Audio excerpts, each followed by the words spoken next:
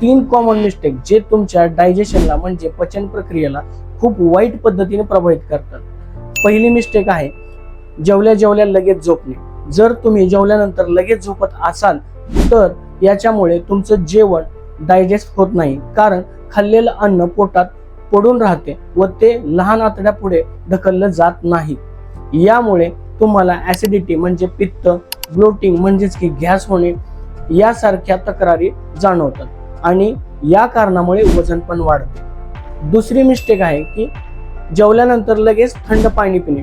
जास्त थंड पाणी प्यायला नको, कारण थंड पाण्याने तुमचे डायजेशन पॉवर म्हणजेच पचनाच्या संदर्भात असलेल्या पाचक रसामुळे होणाऱ्या गोष्टी मंद होतात व जेवण व्यवस्थित पचत नाही। तिसरी मिस्टेक ओव्हर इटिंग, म्हणजे तुम्ही एका वेळेस भरपूर जेवण करत असाल।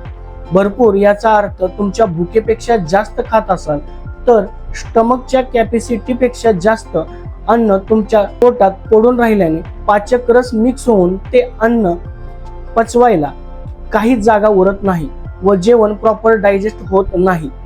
थोडक्यात एक गोष्ट सांगू इच्छितो की भुकेपेक्षा थोडं कमी खाल्लं की पोटामध्ये अन्न पचायला जागा शिल्लक राहते। पोटाच्या अर्धा भाग जेवण, पाव भाग पाणी आणि पाव भाग रिकामा राहिला तर तुमचं पचन पूर्णपणे नीट होईल। अशा व्हिडिओसाठी प्लीज लाईक करा, शेअर करा, सबस्क्राईब करा।